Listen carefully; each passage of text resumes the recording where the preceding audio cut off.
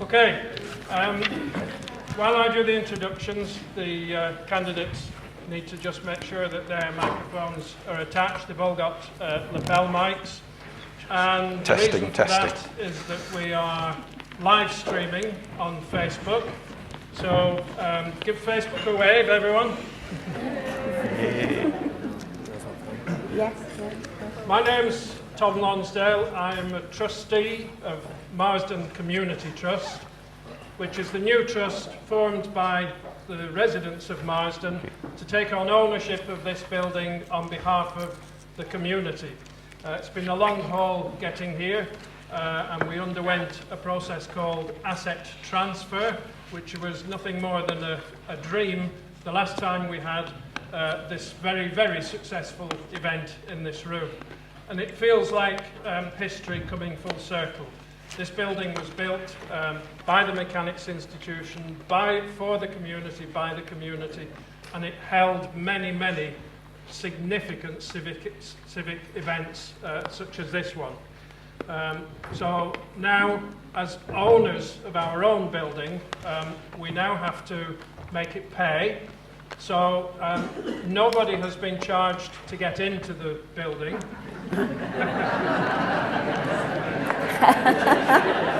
And nobody will be forcibly charged to get out. But there is something intriguingly called a retiring collection, which we invite you to contribute to within your means. Please don't feel that you're under pressure, within your means.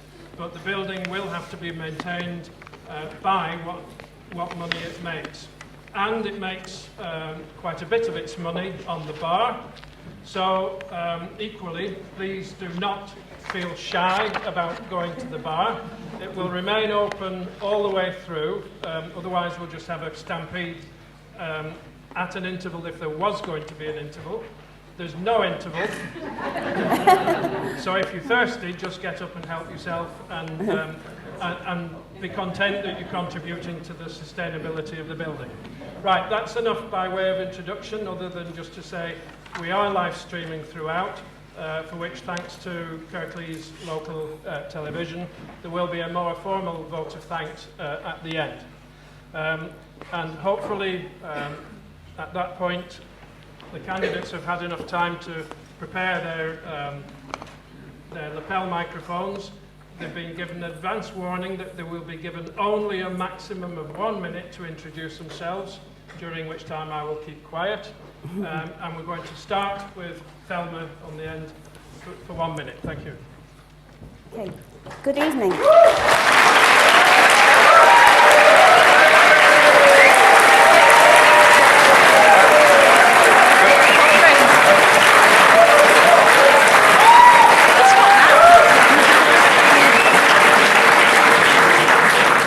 And that's before I've said anything. Good evening, everybody. I'm Thelma Walker and I'm Labour's parliamentary candidate for Colne Valley. I'd like to thank the organisers this evening for putting this hustings together at a relatively short notice. A lot of you know me, obviously, in this room. I've met you in the valleys, in Home Valley, in Colne Valley. You've seen me walking along the canal bank. I've lived here for nearly 30 years. I've been married to Rob, Councillor Rob Walker, who's sitting embarrassed on the front here, for 34 years, and our two sons were educated, grew up here and were educated locally at our local schools at Colne Valley and at Lintway, Ardron. I've taught in 5 schools in Kirklees over a 34-year period. 3 of the schools were in our constituency. So I know, many of some children, but now grown-ups. Just to say to you that this is the most important election, people are now saying, since 1945, and that spirit of 45 which rebuilt our country, we can do that again. With this.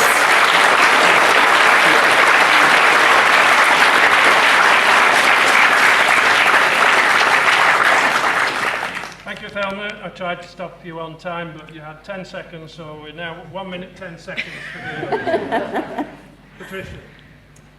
I'm Patricia Sadio, and I don't think any of you really know me. I didn't get the clap that Thelma has, but...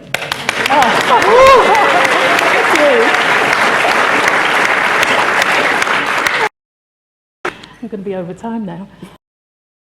Yeah, that was my 10 seconds. I'm the Colne Valley Independent candidate, and as such, I am totally free from all politics. As a vote, which is as important as any MP from any political party, no more, no less. I have and will always put people before profits. I'm outraged that £13 trillion is hidden offshore when we need healthcare, social care, education, good law and order. I am outraged that we have food banks and people sleeping on our cold, damp streets. I'm outraged that disabled and elderly people are being neglected in so-called care homes. I don't believe the state should provide for our every need. It should ensure our basic needs are met. As an accountant, I like to know the costs, I like to know the numbers, and I intend to hold all parties to account for their record on social care. So let's put Colne Valley on the map.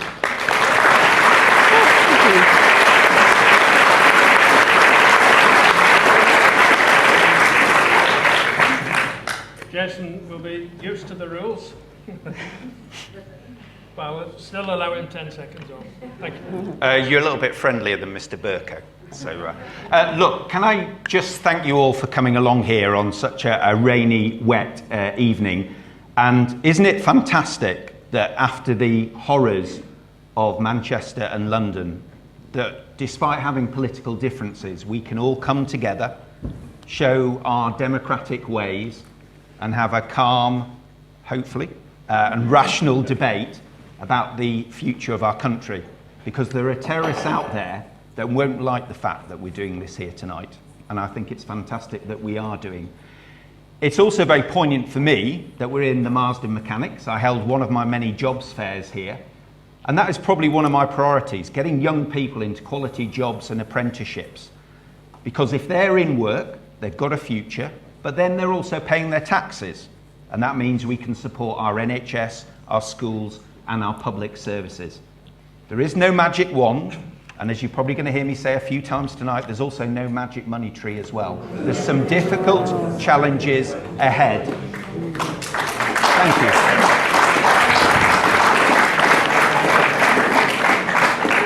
Thank you, Jason. Exemplary below time. Thank you. Sonia. Is it my go? Hi.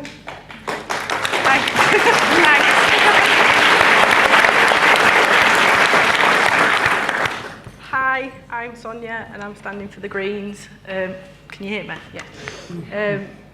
I have lived in the Colne Valley all my life. I grew up here, I went to school here. And for my sins, I work in schools. I've got 2 little kids that are lovely. Yeah. Mind you, if you met them, I'm not sure to say that. But, there are certain things that I find really important, and I'm here to stick up for those things. I chose to stand, and I was chosen to stand because our party thought I would stand up for what we believe in, and also because it seemed like the right thing to do at the time, and I still stand by the decision that it was the right thing to do at the time. So I'm really proud of that decision, regardless of what happens. So, thank you.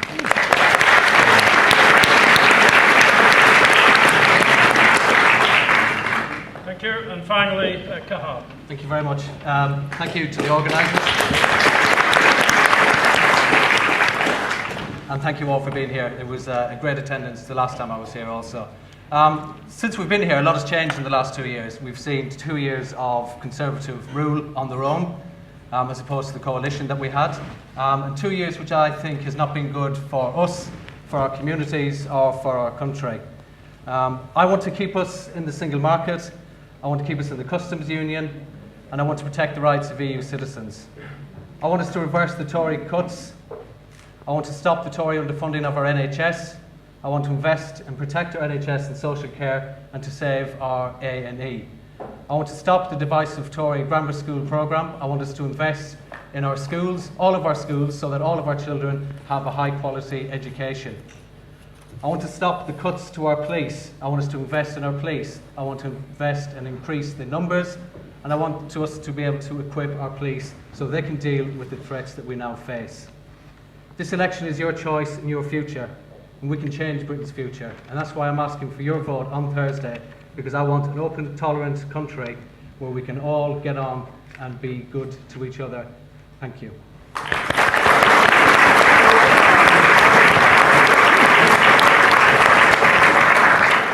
Thank you. Now for the real business. Last time we had questions fed through to the candidates before the evening. There were one or two that allowed a little bit of rehearsal. This time they're hearing them cold. But we have gone through the same process of very careful selection of questions, completely random source, but to achieve a reasonable spread of subject matter. I'm not going to give the candidates very strict time limits for each answer, only to ask that they be short, sharp, concise, and to the point, and on the point of the question.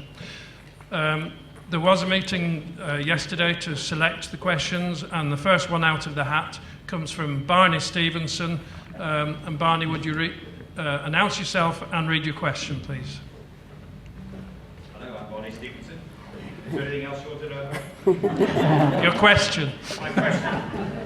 Our local infant school, next door to Marsden Mechanics, has just served redundancy notices on 3 teaching assistants due to funding cuts. What will you do to stop or reverse this erosion of teaching provision for our children?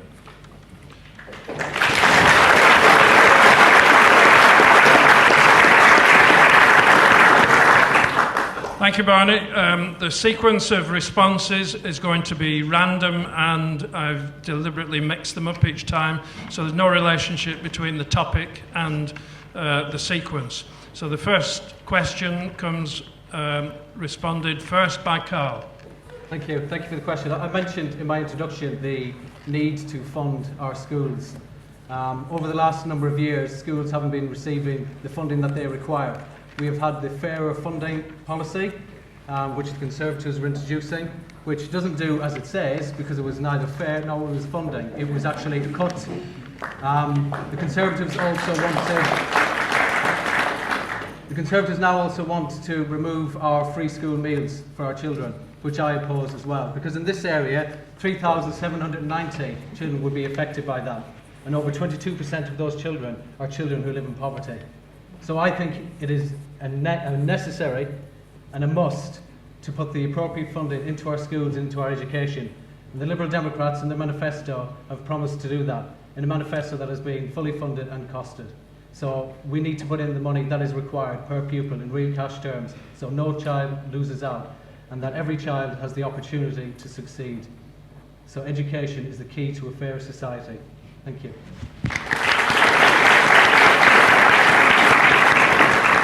Thank you. And Sonia, this first round will run across the table this way. Going this way. So, Barney, you said that you're losing 3 support assistants in the school next to the mechanics. This is not exclusive to the school next to the mechanics. This is across the board. Not only are they losing support assistants, they're losing funding for EHCPs.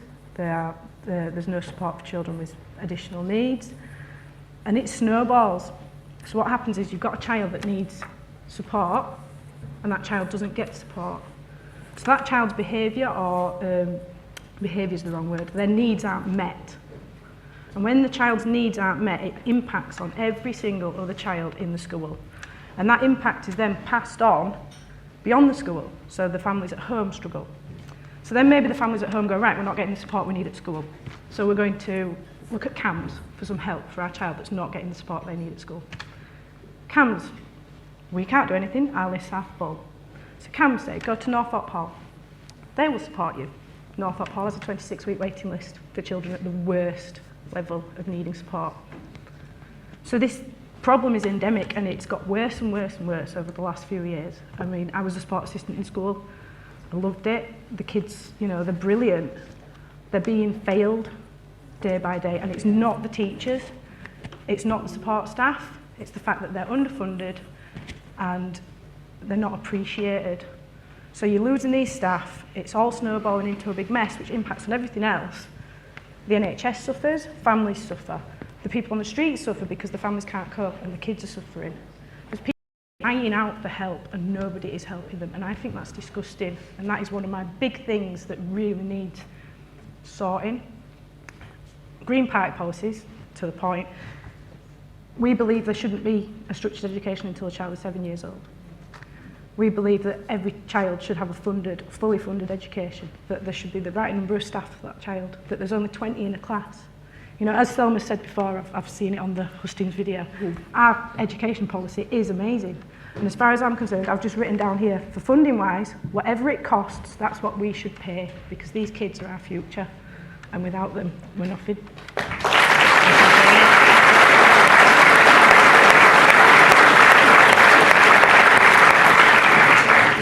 Thank you. Jason. Barney, you asked specifically what we would do, and as you probably know, I generally, having been a Member of Parliament for 7 years, visit a school every Friday morning. I've got into a routine doing that. I haven't been to Marsden Infants for a while, but certainly one of the first things I would do next week is actually go and visit, sit down with them. I've been lobbying Justine Greening, the Secretary of State, face to face on behalf of my local schools. I've been to many other local schools. And as well, it's not just the level of the budget, it's the fact that fixed costs have been increasing as well, like insurance and roof, and we had Scapegoat Hill School with the lead and the tiles stolen as well, so their insurance goes up. Also the fixed costs like national insurance, so there's all sorts of cost pressures on our local schools. So I, as a Member of Parliament, if re-elected, will continue to lobby hard. I'm glad the government has listened in the first stage to increase in real terms 4 billion of funding up to 2021-22, but it needs more. And I would agree with Sonia and Cahal, if, as I said right at the beginning, if we don't get our education right, we don't get our young people into work, and if we don't get them into work, we can't then support our public services. Thank you, Jason. Tricia. Thanks, Bonnie. Education, it's a basic need. It's the job of the council to make sure that our children are educated. The money is there. It's how we choose to spend it. We do that in our own home. We should be able to do that with the funds that the councils have been given. Why are we choosing to neglect our children's education? I can hold them to account, locally and nationally. I can ask those awkward questions, and I think those awkward questions need to be asked because it's unnecessary and it's negligent.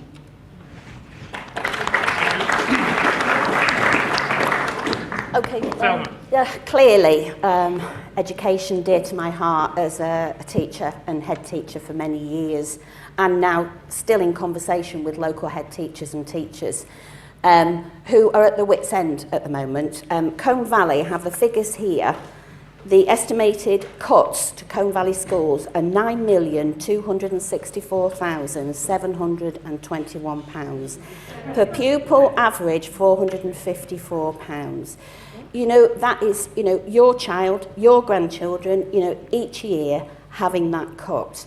Now, the Institute for Fiscal Studies, a well-respected body, has said that the Tory manifesto and their projected spending on education actually, in real terms, will mean a 7% cut. A 7% cut. Labour's manifesto, which is about a national education service, which brings our schools back into public ownership,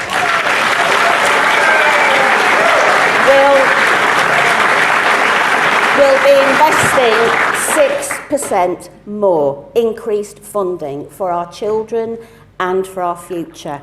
And that will mean class sizes coming back below 30. It will mean a free school meal. And before anybody says, well, not everybody needs a free school meal, it's about the socialisation aspects of children sitting around a table and eating and talking and sharing. And it's about children feeling that their teachers are not so stretched that they haven't got time to plan and prepare. And it's about delivering a creative curriculum so we end up with clever, creative, happy children.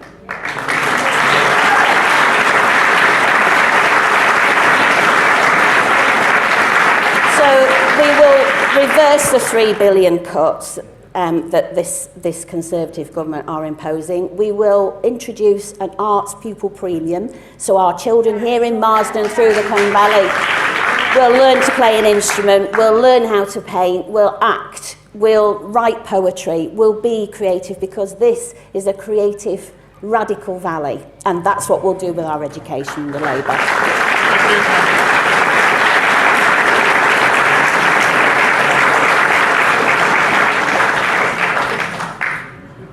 From the chair, that feels about right in terms of brevity of responses.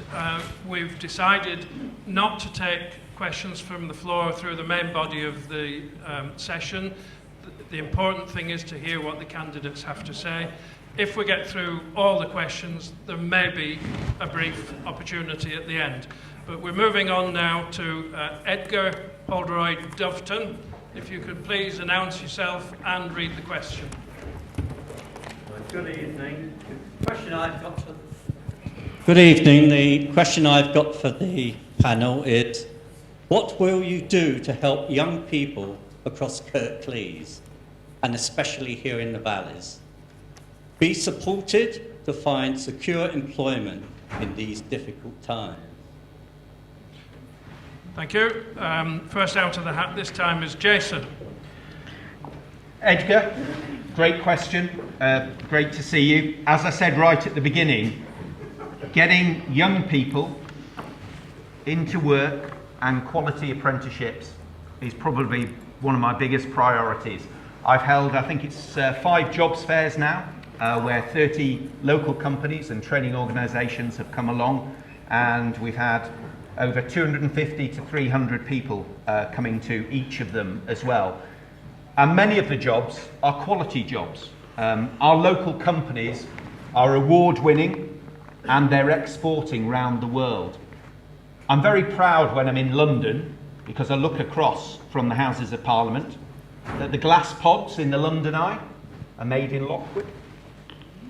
The Yorkshire Stone on the South Bank are from Crossland Hill. When the red Routemaster London buses come across Westminster Bridge, all the upholstery on the seating is from Chimera Fabrics in Meltham. And then if you go into Westminster Abbey, the red carpet that leads up for the royal occasions is also dyed and woven here in Huddersfield, in our constituency here as well.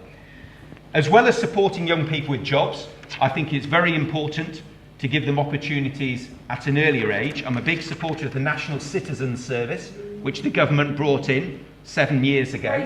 That has helped. That has helped tens. Please. That has helped We're not tens going to take of thousands of young people across the country, and hundreds, Katie Stockdale running the programme here in Huddersfield, go away from home for the first time, residential.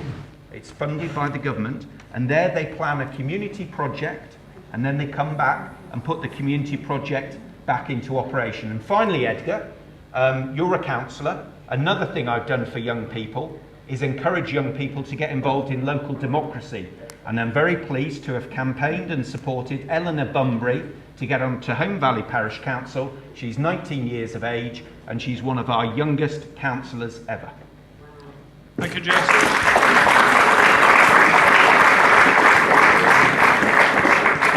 Thelma, you're out of the hat next, whether you're ready or not. Okay, no, that's fine. I think young people are going to win this election for Labour. And the reason I think this is because they tell me so, lots of them, when I'm knocking on doors and when I meet them in the community, because they're fed up. They've had enough. I know we've had our Prime Minister talking about enough is enough, but the people in this valley and in Colne Valley have had enough, and it's the youngest people that have had enough, because they've had the career services cut by nearly 50%. They've had cuts to their youth service, youth clubs, so they've nowhere to meet. Their educational maintenance allowance has been taken away from them. Tuition fees of £9,000 plus a year, 0 hours contracts, unpaid internships, all of these things, housing, housing benefit gone for 18 to 21-year-olds, no affordable housing. What incentive? Work till your pension, till you're 70 nearly. What incentive? It's the older people that are making the decisions about their lives and their futures. And they're now responding by registering to vote and saying, we've had enough, this is our future. You older people, you're voting in a way that's giving us a government that is deciding things for us that you won't even be here in a few years. And we're the ones that are going to be living with your legacy. So Labour will scrap tuition fees. They will scrap 0 hours contracts. They will provide affordable housing. They will return the housing benefits for 18 to 21-year-olds, and they will ban unpaid internships. So all of those things, and free lifelong learning for them, so that they know that when they're making career choices, they may take different paths, but they will be supported to do that and to make those choices, so that we have people who feel secure in their home, in their housing, and in their education. That's what Labour will do for young people, and that's why they'll win the election.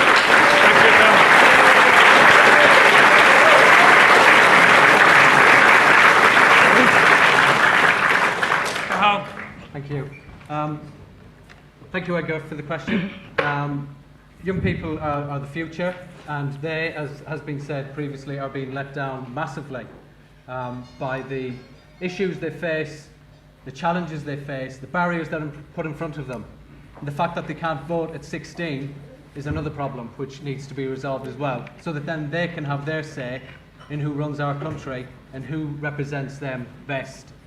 As far as education goes, we need to expand higher education, vocational training, and improve the quality of vocational education, including better careers advice and guidance in our schools, which I believe isn't fit for purpose currently.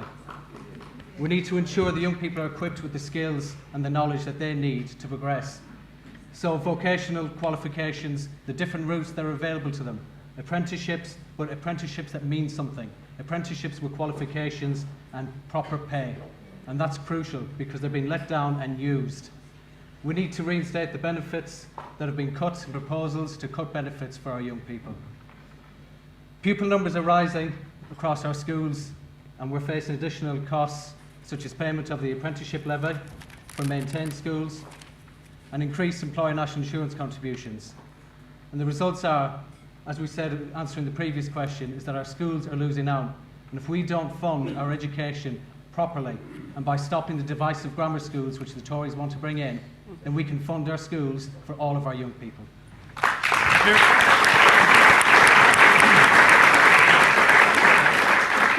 Patricia. Okay. Well, as a psychotherapist, I've worked with quite a number of young people over the years, mainly to reverse the hopelessness that they currently feel, and to actually try and support them to not actually kill themselves. I work at the extreme end where a lot of our young people have no hope whatsoever. Whichever party is going to lead this country should be held to account for whatever promises they make, because if they make excessive promises now and don't deliver them, we will have a whole generation of young people that may actually not want to be here at all. Now that's my concern for young people. I actually find young people so exciting, and this is the 21st century. They should be 21st century people, not 20th century. No big factory jobs looking for somebody to just hand them a job. They're energetic, creative, full of ideas, vibrant. We should support them to be exactly who they are and help them to develop to do that. So whoever leads the country, needs to be held to account for their decisions. But whoever leads the local council here in Kirklees also needs to be held to account for how they choose to spend the money on our young people.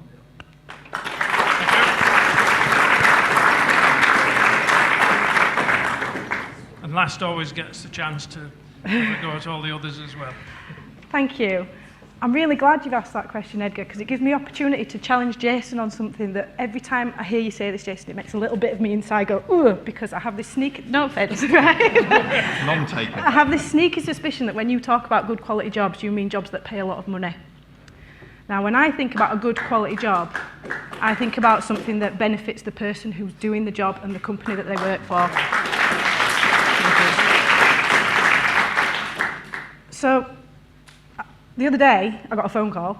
I've just recently finished a degree in maths and its learning, and this phone call was from the IFS, and they wanted to do a survey about how my degree had made me more employable.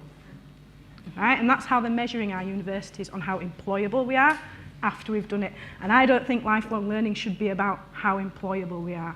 Okay? We're living in this technological revolution, right? Where in our well, my lifetime at least, there's AI is going to be doing a lot of the jobs that people do now, right? The rise in automation is a thing that is happening. And it doesn't matter how much people want to cling on to, you know, the old model of working, you know, in factories like was said before. There's machines that are going to be doing a lot of this stuff, and we need to readjust our viewpoint on what is important, because at some point there's going to be this shift. And at that point, is what are we going to do? What are our kids going to do? Is it going to be about how much money they earn, or about how happy they are, how complete their lives are? And focusing on how much someone earns is not going to do that. And in answer to Edgar's question, sorry Edgar, I just went off on a tangent there. Our young people, youth services. My sister works in youth services. She's just had to reapply for a very strange restructuring job that doesn't make any sense to anybody. You know, she is the front line for these kids on picking up things that are going wrong, helping them access services, even, you know, pointing them back in the right direction when they could be heading down a life of crime or misery. She's there on the front line, and she's looking to lose her job, like many other, you know, youth service workers. Youth services needs bringing back as full as it was.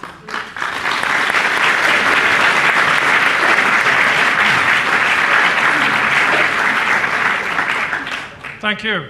The question now arriving at platform 1 is David Haggerty.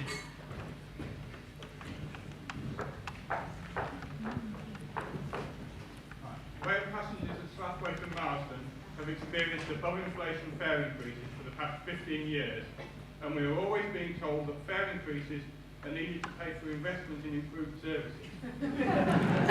Proposals emerging for the new timetable for next year indicate a worse train service at Marsden and Slathwaite. What will the candidates do if elected? Firstly, to ensure that train passengers in the Colne Valley do not experience a worse service, and secondly, to ensure that we will get an improved service within the foreseeable future.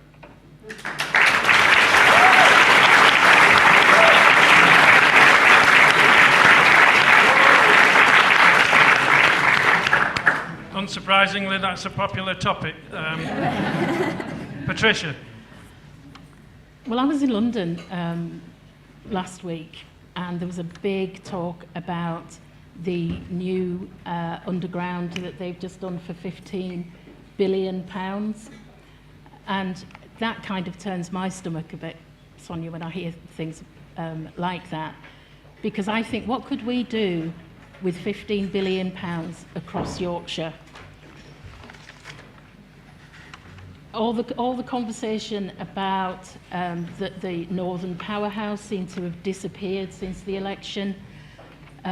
Everything that we need, I mean, getting to Sheffield is it's one of my bugbears, because you can't really get to Sheffield. So I think, again, I think it's becoming a bit of my mantra now. I think I'm getting the hint from the others. Hold the local councils to account The money is there.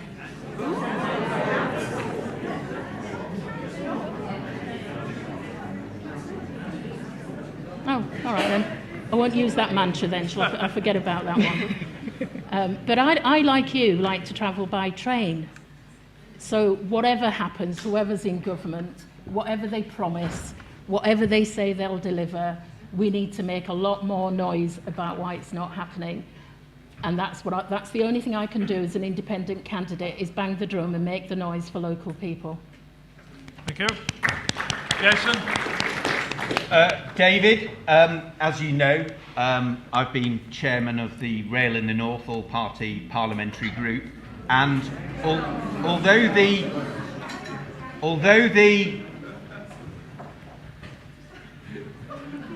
the investment is coming through the new franchises, and you'll be aware of that in terms of the rolling stock and the extra capacity, we have to make sure, as you know, that we get the connectivity for Marsden and Slathwaite, and also on the Sheffield line where I live in Honley and Brockholes, because it's no good if the intercity services between Manchester and Leeds are just whizzing through our area. So as we start getting through to the next control period, one of my main aims, working with you and the other rail users groups, is to make sure that we keep that connectivity and we have the stopping services.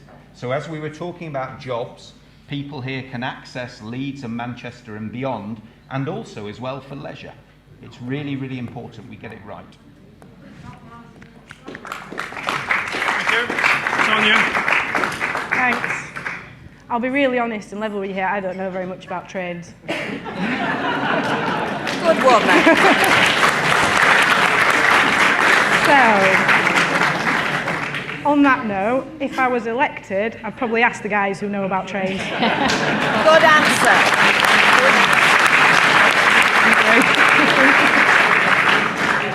That's it? Yeah, pretty Thank much. you. That was the best answer of the night. Top marks. Yeah. Thelma?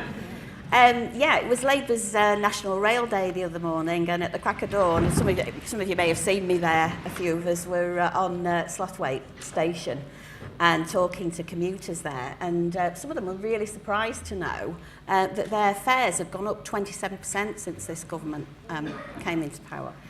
And Labour will renationalise our railways.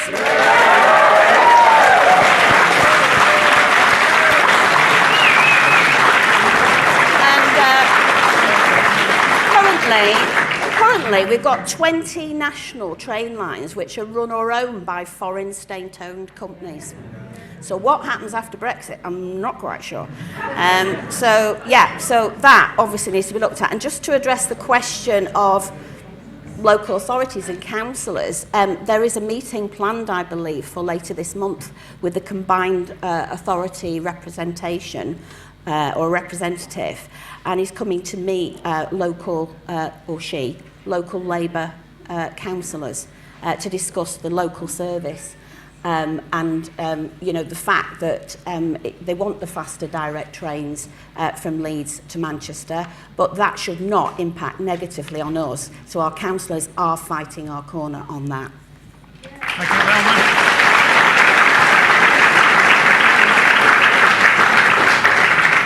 Hal, you'll have figured that you're next. Thank you. Yes. There are a lot of issues around public transport and the need to make sure that we have rail fares which are affordable for people who struggle in their jobs, struggle financially, to ensure that they can get about and commute. So connectivity is very important.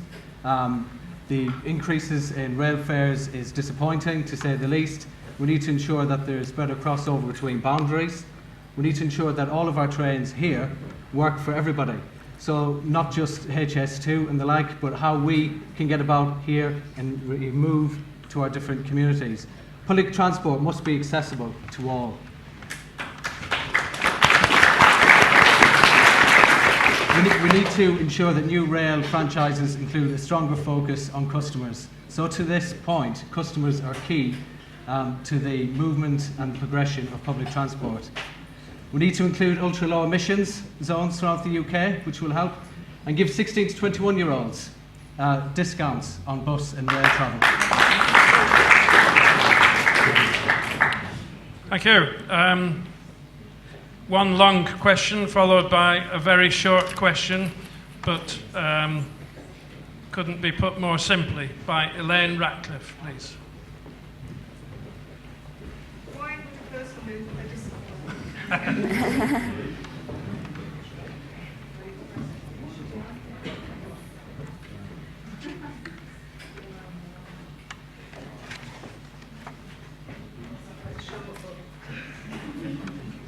Why would a person with disability choose to vote for you or your party? Okay, just in case that was not picked up by the broadcast, Elaine asked, why would a disabled person vote for you or your party? And we'll start with Thelma. Yeah, well, the fact that the Labour Party has a separate manifesto which is called Nothing About You Without You, I think speaks for itself. This was put together, written by and in consultation with disabled people. And this document was launched just this week because Labour is a party of equality and diversity, and it shows respect and dignity for everybody. And the point of disability is that it's not the disability that is a barrier to an individual, it's society that is the barrier. And I would say in the past 7 years, disabled people have been failed time and time again by this government. 4.2 million disabled people are living in poverty at the moment. The personal independence payments, I was knocking on a door the other day, and a lady said to me she could hardly get to the door, and she just said, I'm voting for you, Thelma, for 2 reasons. First, because you support the ban on fox hunting, and secondly, got to get that one in case there's a question later. And secondly, because they have just taken my PIP payment away from me and I can hardly get out the door. So I think this manifesto, fully costed, I should emphasise, says it all about our party and about the kind of society that a Labour government will lead us to. Thank you.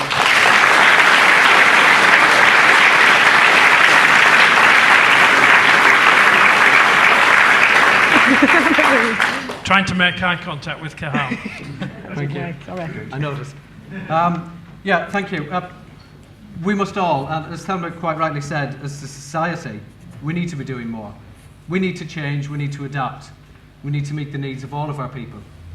But we need to invest in our NHS to be able to do a lot of this. And at the moment, our NHS is underfunded, and it's been underfunded for many years. So we need to put in the appropriate funding that's required into our NHS, into our hospitals, and into our adult social care. And also to be able to keep our A&E in Huddersfield. You're not scaremongering, are you, Carol? You're not scaremongering. That's not the question! Thank you. Yeah. So carers play a big part in this, and they are the unsung heroes in our health system. And carers do a great deal and don't get recognised for what they do. We need to make sure that carers are recognised and they're given the help and support that they need to help individuals, help family members, help people with disabilities, and also to tackle mental health issues. Liberal Democrats have been campaigning for a long time with regards to mental health, and we want to bring mental health into the same parity as physical health.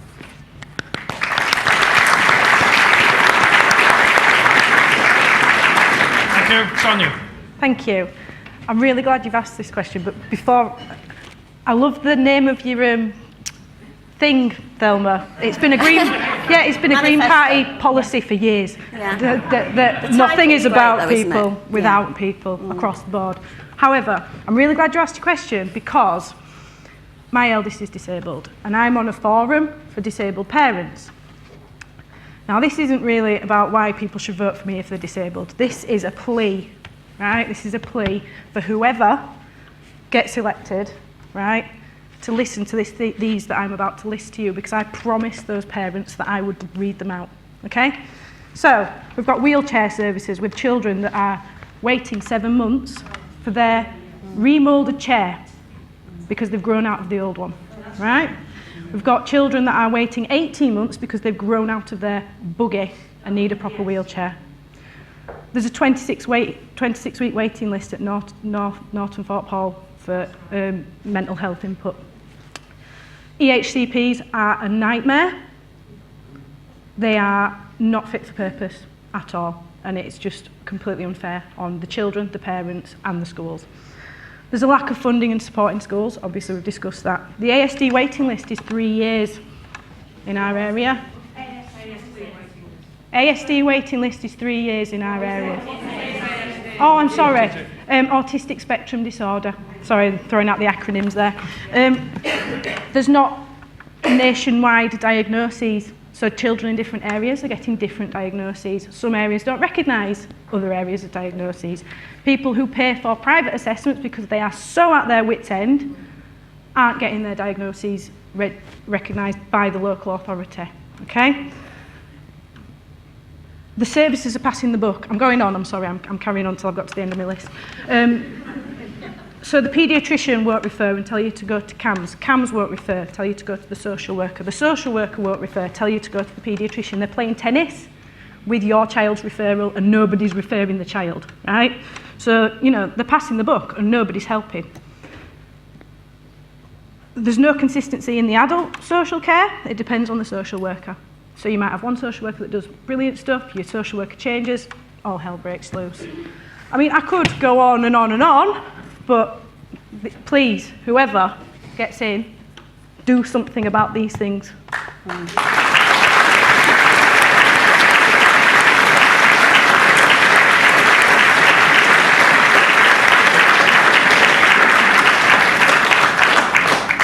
Jason, you obviously hope you will get in. What will you do? Well, I was just thinking actually with Sonia speaking there, in the same way that you said on trains, you would listen to us. I think we need to listen to you, and certainly listening to people's individual circumstances. I think every time I've met somebody with a disability or a family member or a carer in one of my advice surgeries, you suddenly realise everybody's needs and experiences are completely different, but you're absolutely right. People are facing different challenges. I've learnt a lot about it from having volunteered at the Waves Daycare Centre in Slathwaite, which is a wonderful place. In the Conservative Party, we actually have a government minister with cerebral palsy, my friend Paul Maynard, who is obviously someone that shows what you can do. But in terms of disability assessments, that is a big challenge. Getting that right is something which isn't always done correctly, and it's something I've helped many people with in my surgeries, and I will continue to do that. But look, I'm putting my hands up here. Everyone has a different experience, and if one person has a bad experience, that's not They're good all enough. having bad experiences. No, that's what I mean. I'm saying that. Yeah, I thought you were that's gonna one say too something many. good. That's what I'm saying. 4.2 I'm million saying that. people. And we need to see that. Thank you. Thank you, Jason. Yes, I remember. Yeah. Last response, Patricia. Quiet, please. Well, I know about disability. It is the reason I'm sat here tonight. Almost 10 years ago, my brother, who was a detective chief inspector, retired and immediately had a series of massive strokes. The authorities, against his and the family's will, placed him in an end-of-life care home. He was 50 years old. This was while a Labour government was in power. I had to fight the authorities. It was the hardest fight of my life to get my brother's rights upheld. Shocking. I fought the social workers. I fought the social workers. I fought in the Court of Protection for his rights. and I won. I have fought. No, I'm talking about now because it continues and it's the reason why I'm sitting here. It was a different government, and which is why I talk about the delivery of some things. We can wish that things would happen, but we know what it was like before, and a lot of us here are old enough to remember what it was like before, and a lot of things haven't changed. The social care system has collapsed. Yeah. I missed the Home Firth Hustings because I had to step in to go across the motorway to go and care for my brother because the social care workers are all leaving the sector. 600 a day are leaving the sector. Well, why? So when it comes to disability and supporting my brother to his appointments where you can't get through the door in some of the hospitals, he's had to buy his own wheelchair because it was considered, well, why would he need a wheelchair? Why would he need a wheelchair?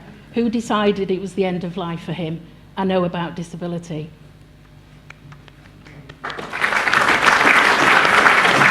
Thank you. Thank you, Patricia. The next question is definitely the best question. It's to be asked by Bill Best. My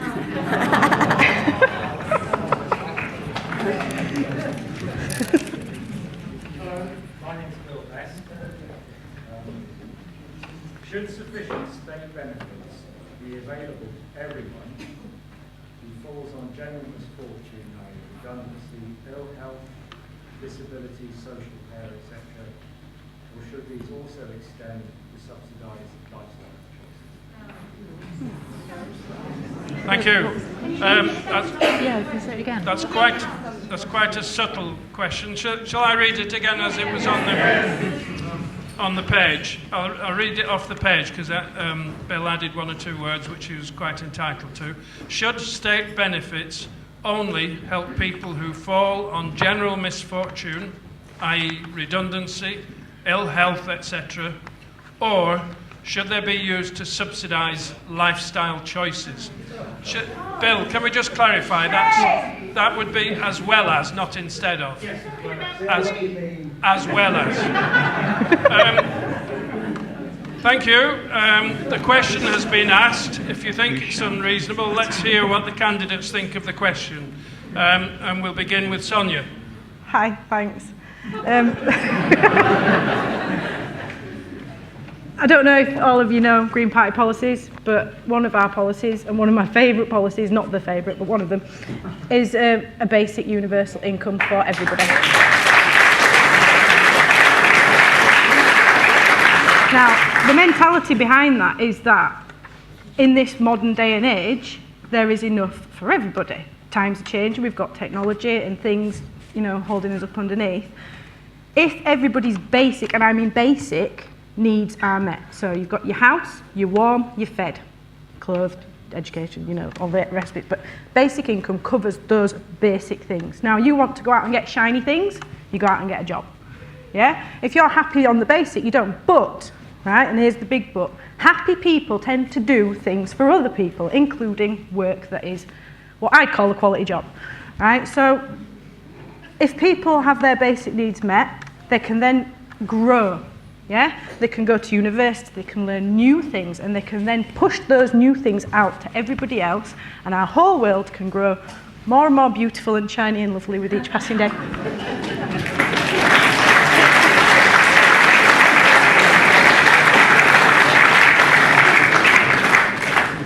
Thank you, Sonia. Patricia, you draw the next straw.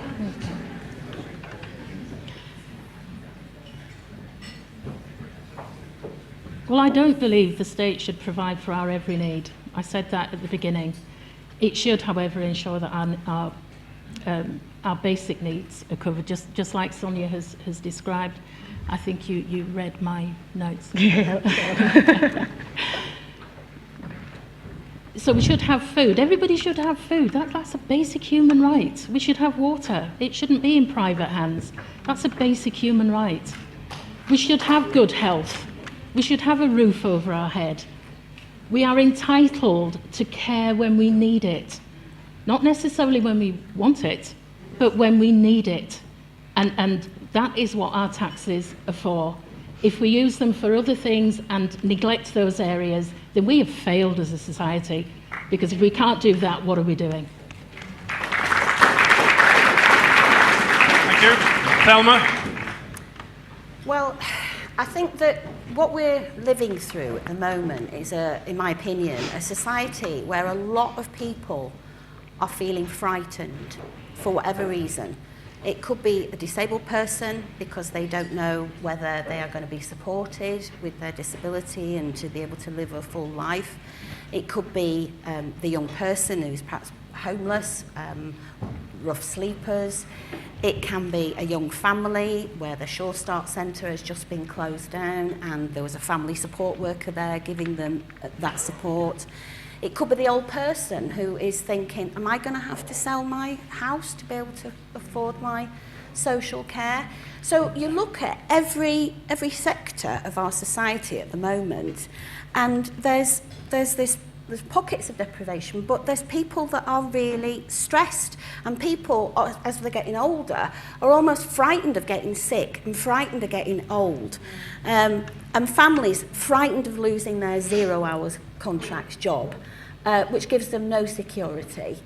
And we can't carry on like this because we've got a stressed society. And I think it was Sonia that mentioned about quality jobs are jobs that make people happy. It's not so much how much you earn. Now, with regard to benefits, that if we believe in social justice, if we believe in compassion, in a society that looks after the most vulnerable, we're not talking skivers and scroungers. 60% of people in our country who are on the poverty line are working families. Now that is a disgrace. That is a disgrace. So we've got families under pressure, we've got their Sure Start support going, pressure at the earliest part of their life, pressure at the end of their life. We can be better than this as a society. We really can. And it can start with a £10 an hour living wage, so people can be enabled.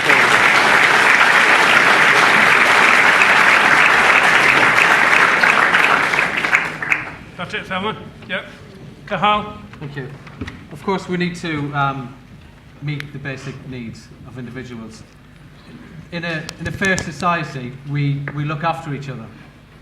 And we make sure that people can grow, that they can get by, that they have what they need to survive. And that means by getting the chances and opportunities to do so. And that links in with having affordable housing, affordable rents, affordable childcare. Because at the moment, people go out to work, and as Thelma quite rightly said, they go out to work and they struggle. So this is the type of jobs when we see figures going up, that people are in work, people are in employment, but they're struggling. Because it's not the real picture. It's not the picture when they've got to go and visit food banks. Food banks shouldn't be part of somebody who is working hard and trying to get by. Shouldn't be a simple step.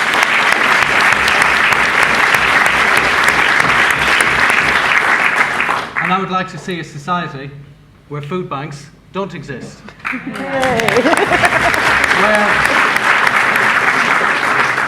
Where homelessness is a thing of the past. But we've got to change things. And we've got to change things by looking at what's going to happen on Thursday and how we vote.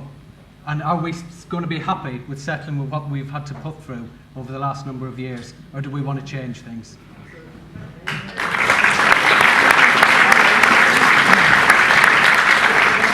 Thank you, Cahal. Ball's in your court, Jason. Bill, thank you very much for that question. It's very challenging, but you know, welfare is obviously there to support those that can't work and need some help and support.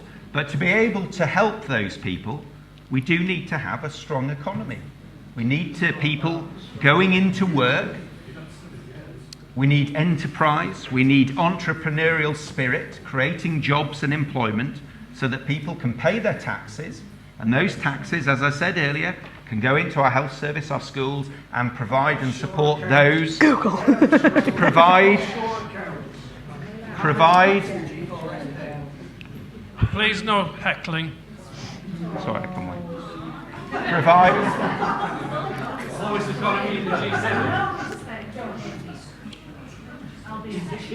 Okay, Jason, can you try and talk over them, please? Always you win it. And by having people in work with a strong economy, not spending billions from the magic money tree and harming the economy, we can then provide for those that can't go out to work. Thank you. Thank you, Jason.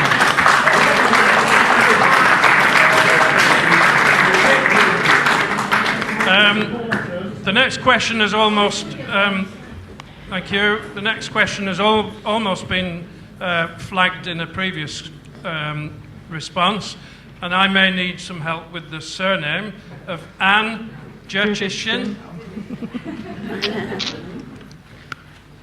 Microphone, please, for Anne. It's broken. Your voice isn't broken, Anne, I'm sure. If the fox hunting ban was debated in Parliament, how would you vote? Thank you. Very simple, direct question, starting with Cahal. I didn't hear the question. Repeat the question. Repeat the question. No.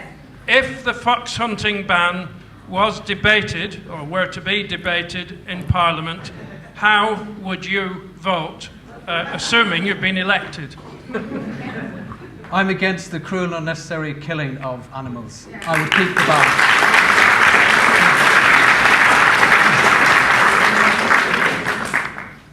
That's it. Thank you. Keep the ban. Keep the ban. Sonia. Fairly obviously, but I'd keep them on. But it's worth noting it's not just foxes. There's hares and deer as well, and none of those are killing brutally. And Jason. Just to be absolutely clear on this, in 2010 and 2015, I went into the general election saying I would support repeal of the Hunting Act. However, my position has now changed.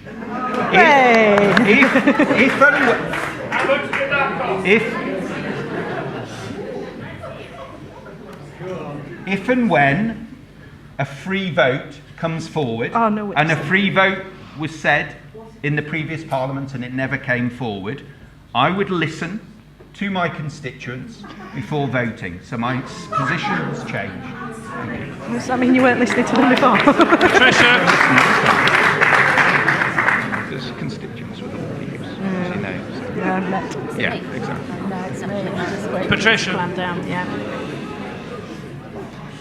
I can't believe it's even been resurrected. I thought it was done and dusted. So I'd vote for the ban to remain.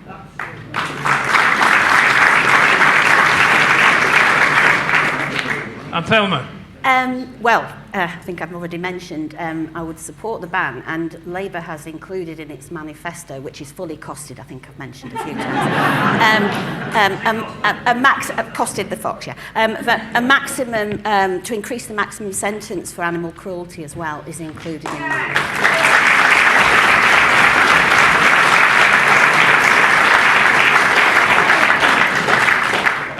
From that, can we presume you're all vegetarian? I haven't eaten a fox, this is true. Just don't like cruelty. Thank you. A brief question, brief responses, but clearly an emotive issue, and that nearly came home to me last night as a badger was chasing our two cats down the lane.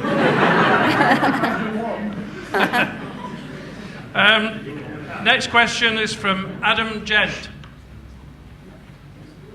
who I know doesn't need a microphone. What is your stance on the Naylor report, which will penalise 20 good commissioning groups who don't sell off assets such as land buildings?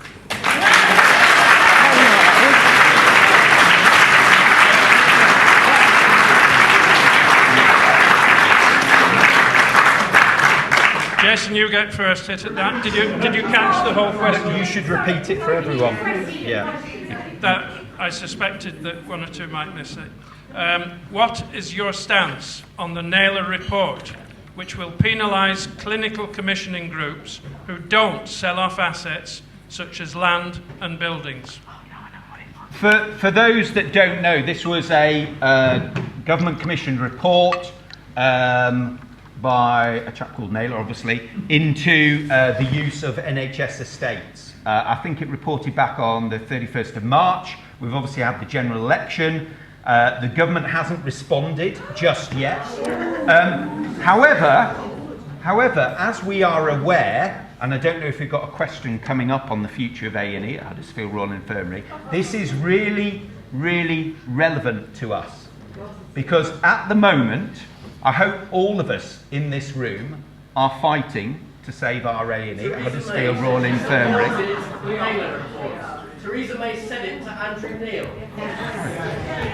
Theresa May actually said she supported the Naylor report. Did you not see the interview, Jason? The government hasn't done a formal response. Let me just talk about why this is important. Let me just... Can I... Excuse me? Right, okay. I'm sorry, we're going to lose control. Things were going so well. In terms of estates, we are all united in this room, I hope, fighting to save our A&E. Because the CCG's plans to knock down HRI and replace it with a smaller hospital with fewer beds and no A&E, a cost of £285 million makes no sense at all. And we know,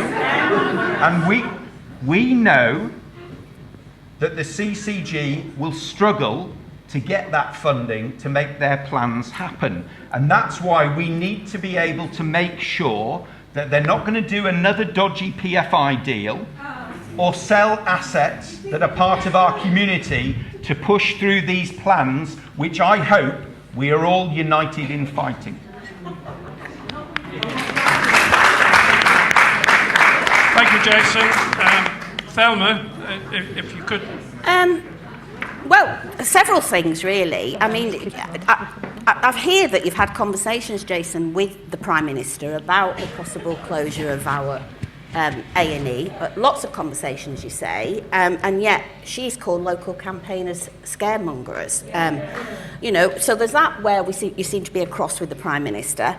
And then this Naylor report that you seem to be unaware that she has actually supported and said, you know, she approves of the Naylor report, selling off our assets. Whose NHS?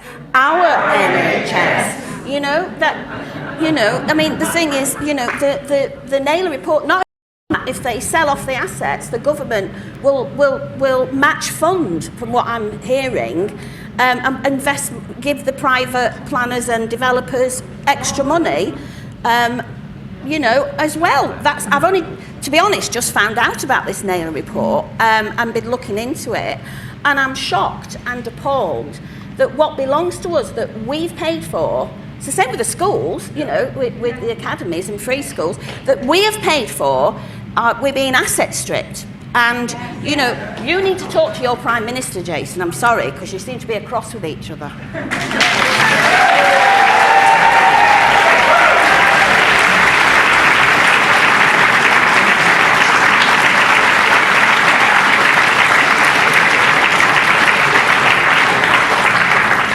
Thank you. We won't count applause as heckling. If you confine it to that, please. Cahal. Thank you. I think we've all got to be very worried about the Naylor report and make sure that we're all fully aware and understanding as to the impacts that will have on our communities, on the NHS estates, the land, the properties and everything that goes with it. So it's something that we need to fight, and I would urge Jason and everybody to speak up and to make sure that we don't sell off what's ours, don't sell off our estates, make sure that our NHS is fit for purpose and for long term, and make sure that there are no more PFI deals or selling off of our assets, because as Thelma said, that goes for the NHS, our schools and public land could be lost. So we've got to be very careful and watch what happens. So I would be against the Naylor report and the recommendation.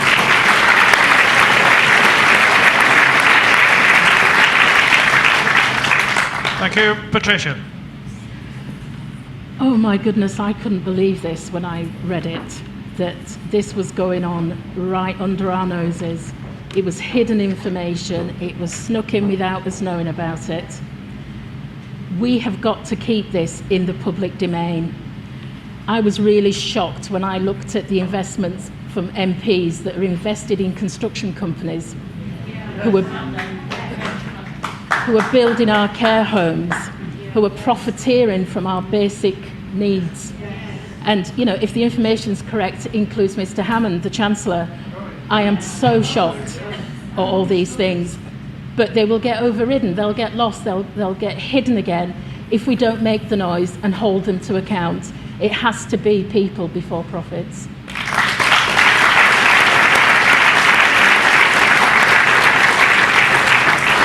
And finally, Sonia. I haven't read the Naylor report, although I'm wishing now that I had. However, I don't think we should be selling off any of our NHS. My understanding of national insurance payments is that they cover things like NHS, pensions, all the rest of it. Do they not? Oh, well, then I don't understand the national insurance payment scheme. But, however, we shouldn't be selling off bits of the NHS. That's pretty much it. Thank you. Can't answer something I don't really understand, can I? I'll just very briefly explain the slight background noise is the ventilation which has been switched on because I noticed a few sort of fanning themselves and obviously getting a little hot, and we don't want anyone fainting in the room. Whoever switched it on, perhaps if we just monitor it, it does drown some of the sound out. So once it's taken the lid off the temperature, perhaps we'll drop it off. We've only got about 15 minutes left to go. Okay, the next question is from Anne Beale, please. Anne? Yes. Could you stand up and just so as everyone can see you and possibly hear you? Yes, hopefully. Leave my glasses on. I'll repeat it if they can't hear it. Okay. What is your position on fracking, and how will you support businesses to grow the use of alternative energy?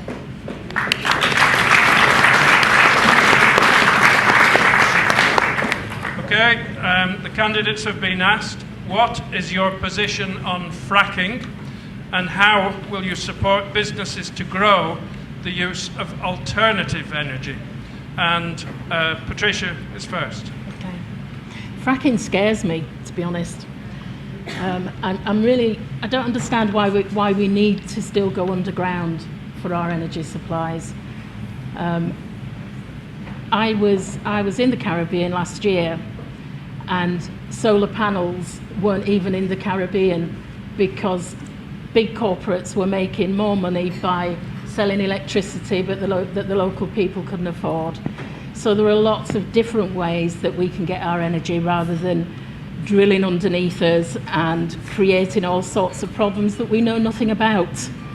So yeah, fracking scares me and I'm completely against it.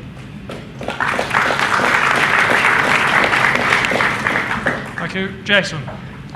Good question, Anne. At every opportunity in Parliament, I have actually voted against fracking. In terms of alternative energy, you're absolutely right. There are opportunities for enterprise and innovation, and I was pleased to be listening to the radio today and hearing from South Wales, the Gower, talking about the Swansea Tidal Bay Lagoon. I've spoken about this at other Hustings, and one of the senior engineers on the project is from Edgerton in Huddersfield, so I've met him and he's been telling me about that. We've also got Maventus wind turbines based in Lockwood, and we've now got one of the biggest offshore wind operations in Europe, and we need to build on that as well. So as well as voting against fracking, we're also offering the alternatives, investing, innovating and creating quality jobs and apprenticeships. For fracking, and she has passed things that say fracking throughout the country. She doesn't care. If your government gets into power, how are you going to influence her? You asked I think we have to leave it there, the question has been asked. Sonia, please. Thankfully, this is something I do know about.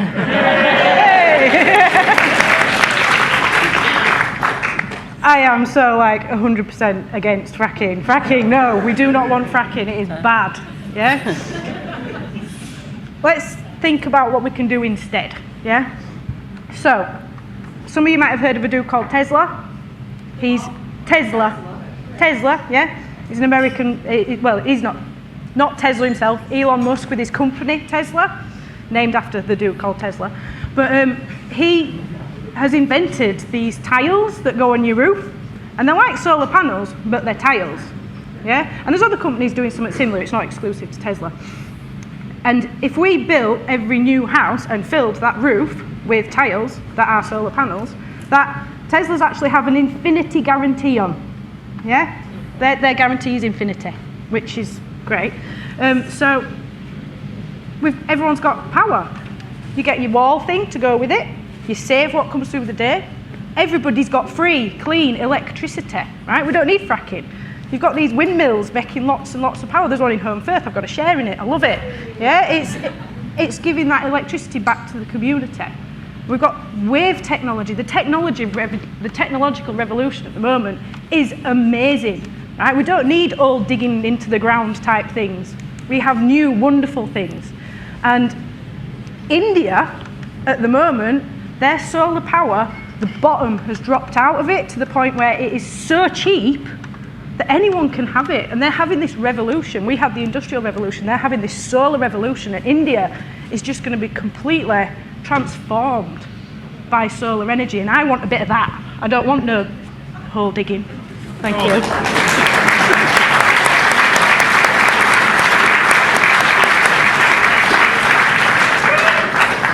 Thank you, Sonia. Thelma.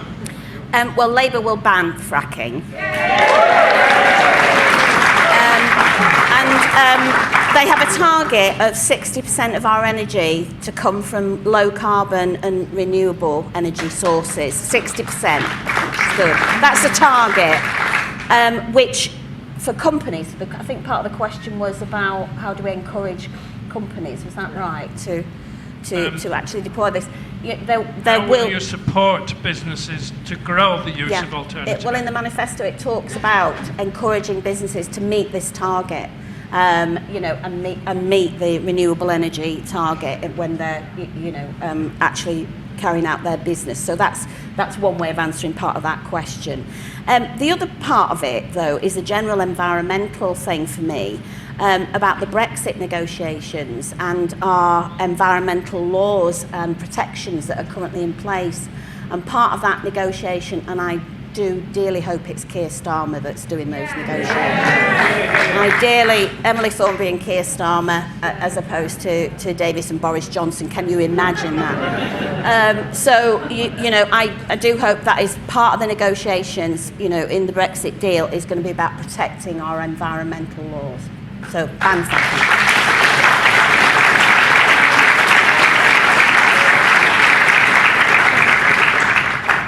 Thank you.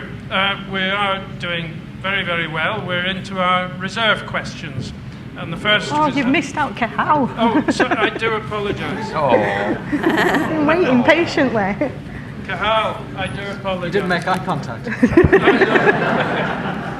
Have to rely on other forms of contact. So we were doing well with, yes. Listen, I'm determined that we live up to our environmental obligations by investing in our renewables and also by stopping the waste of energy and natural resources. And by doing this, we can protect our environment. So absolutely against fracking. We need to ban fracking.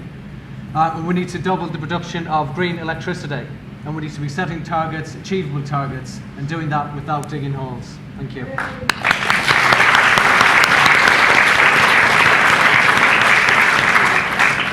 Thank you, and apologies for missing you. We are now into reserve question number one. Nick Martinek, please. I'm afraid you have to shout, and I'll repeat. He's delegated me to ask the question. I'm Helen Martinek.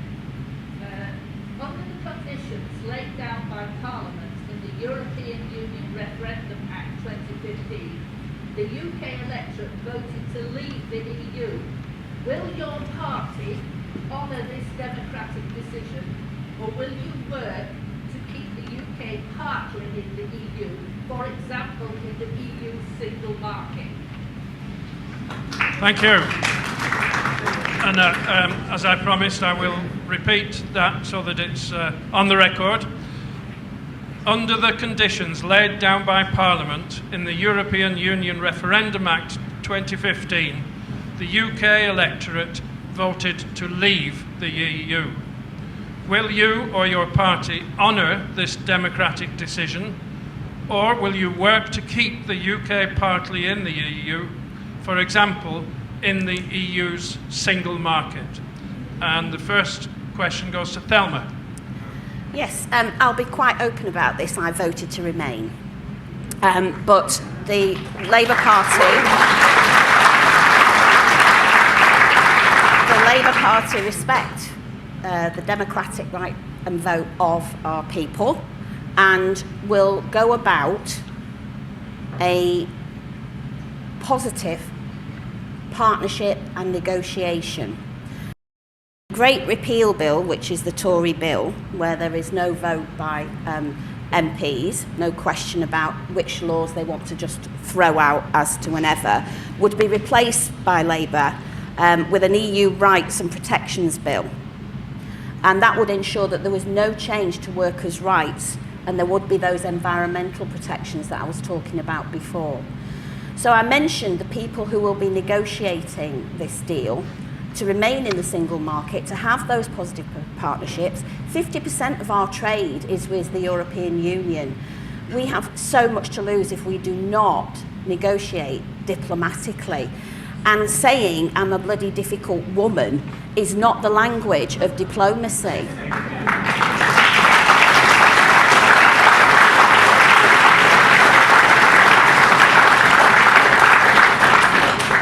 So,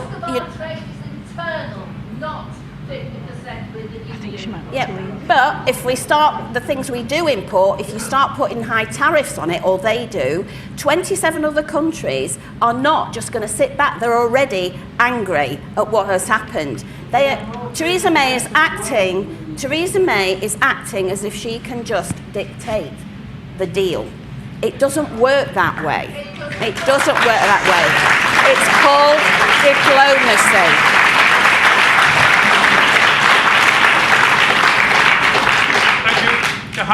Thank you. I'm a Remainer and I'm proud of it.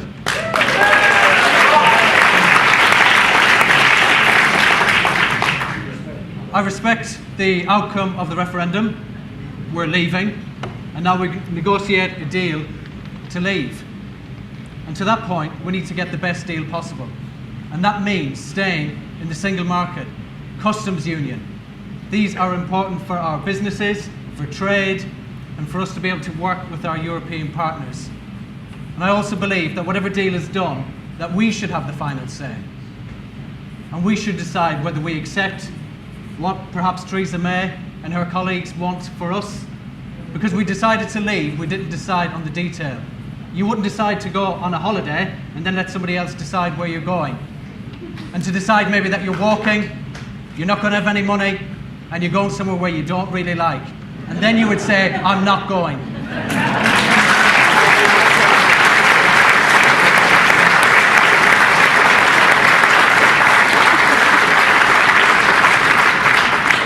Sonia.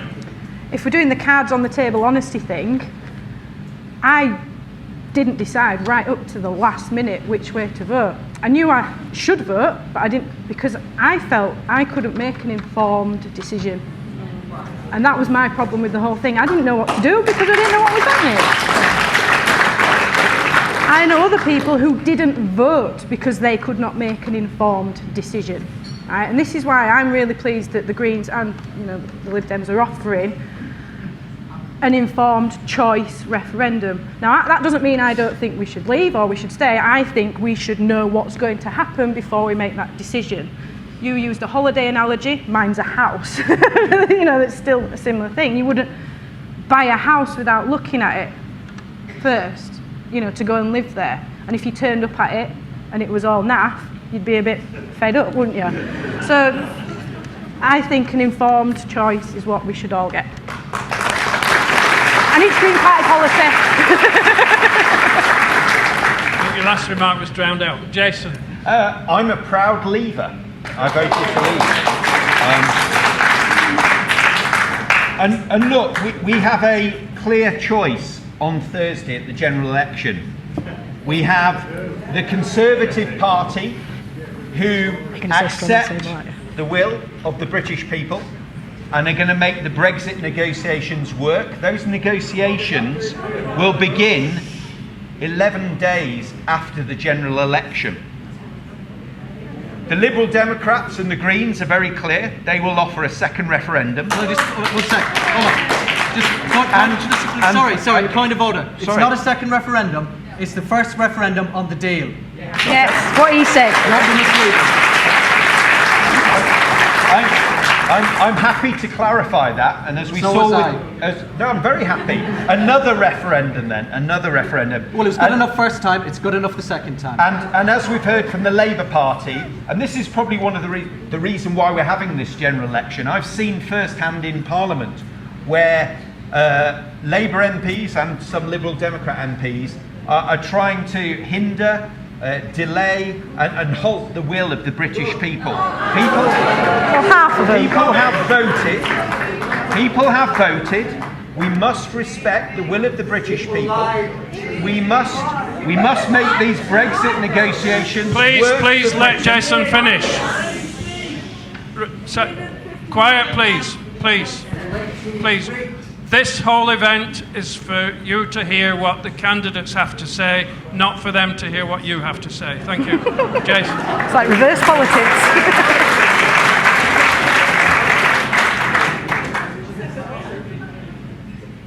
And it's about making Brexit work for our country, so it works for our economy, it works for our people, and those negotiations will be starting 11 days after the general election. And the people of Britain have a clear choice.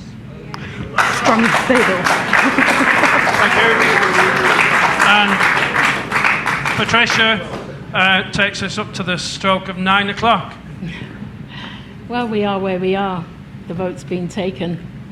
I think everybody was caught in the headlights, including the Conservatives. The shock was there. It's never been done before. Nobody's got any idea what the outcome's going to be. The EU has to be sure that other nations are not going to exit. They're not going to roll over easily and make it easy. I think the result made everybody think, including the EU and the way that might go forward. And rethinking is never a bad thing, but it's a step in the dark. There's going to be consequences, good and bad. We won't know for a long, long time. I voted to remain. I don't have a party, but I'll support whatever deal appears to put people before profit and keeps us solvent and fully functioning. Thank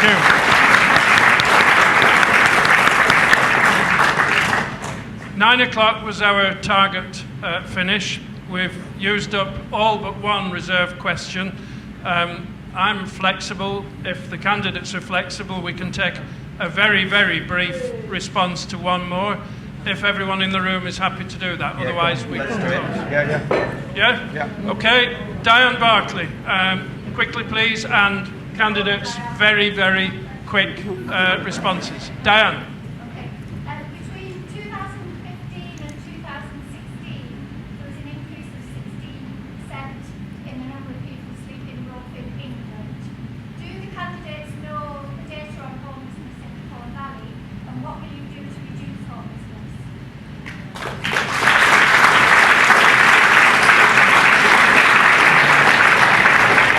I think most of you got that, but just to be on the safe side, and Diane, if you forgive me, I'll read it as it is on the page. Nationally, there was an increase of 16% of people sleeping rough between 2015 and 16 in England. Do the candidates know the data for the Colne Valley, and how do they propose to ensure that homelessness is reduced? Very, very quick responses, please. Sonia first. I don't know the exact figures for the Colne Valley. I do know that in town I see a lot more people than I used to see sleeping rough. I think there's a myriad of reasons why people sleep rough, and these reasons are snowballing and making it more likely for that to happen. We would, obviously, with long term, we've got a universal income, but at the moment, we would say we'd build 100,000 social housing every year with low rents for people. There's 590,000 empty homes in the UK that could be used to buy and shelter people. And just one last point, one of the big problems that I know from rough sleepers is that a lot of accommodation does not allow them to take their dogs. Now, that dog is their best friend, yeah? And if we really want to see people having a safe home, we need to provide housing that allows them to bring their best friend.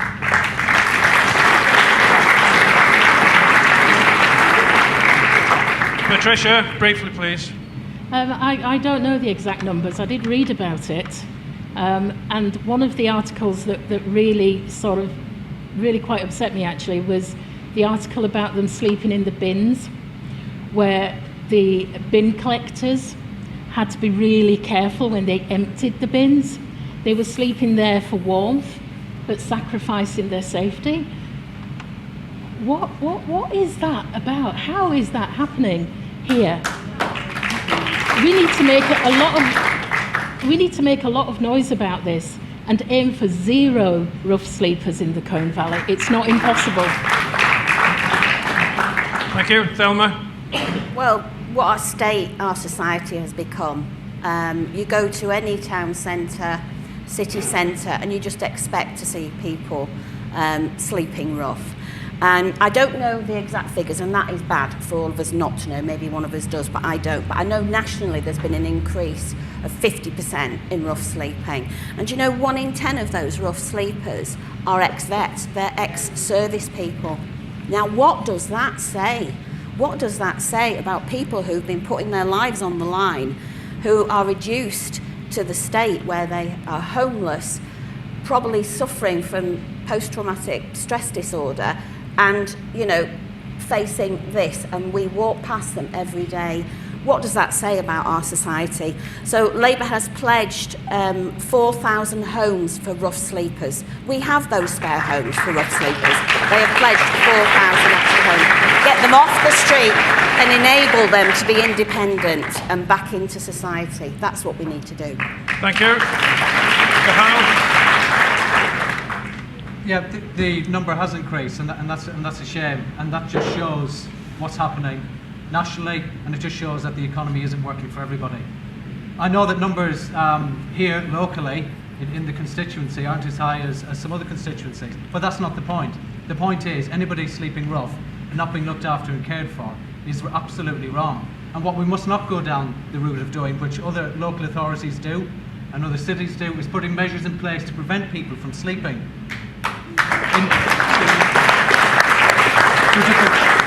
Different corporations, businesses will put measures in place to stop them, putting the spikes down and different things to make sure that they can't sleep. How wrong is that? We should be looking after people and saying, how can we improve things for people who end up in a situation where they do not want to be? And instead of that, we're trying to demonise them.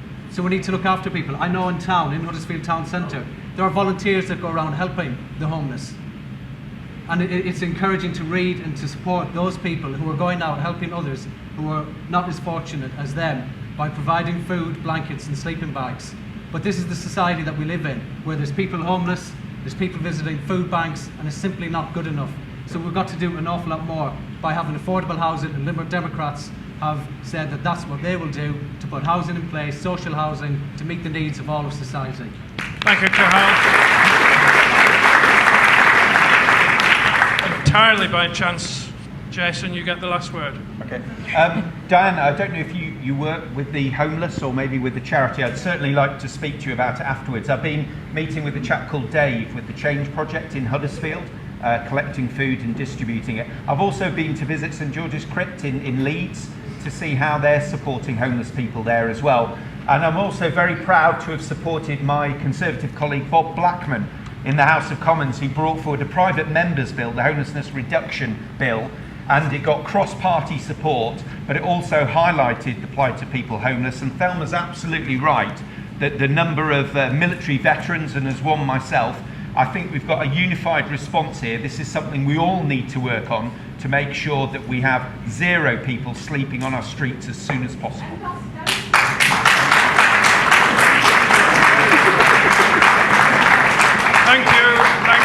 Thank you very much. The audience has been very well behaved, and I think the candidates have been even better behaved. I'm now looking for Fiona, one of our joint chairs, who's going to make a brief vote of thanks.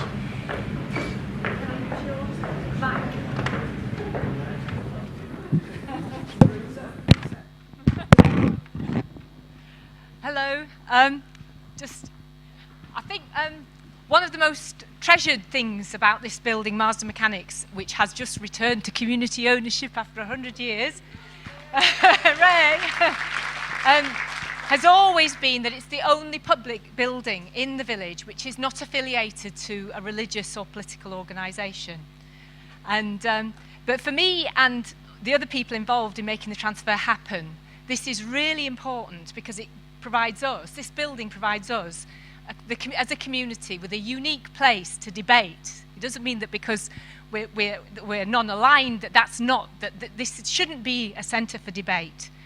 And for the Community Trust, this evening's discussion and the debate we've had here, and the debate we had here last year, 2 years ago, just before the election, are among the most important events we could possibly have in this building.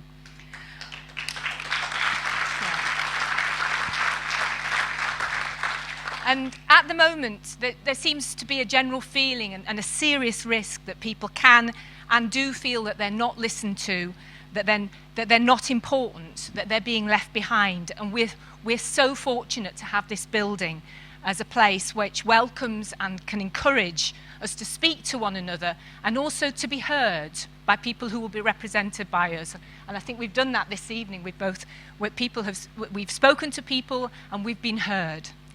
So I'd like to thank our intrepid candidates, Cahal, Sonia, Jason, Patricia and Thelma, for taking part.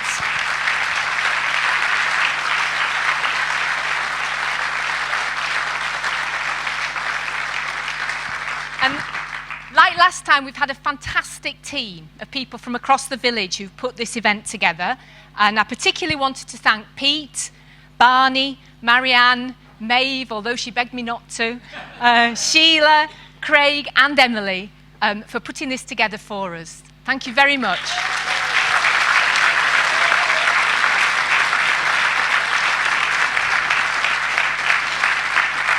And of course, we have to thank our Marsden's very own David Dimbleby, the charming but ruthless Mr. Tom Lonsdale.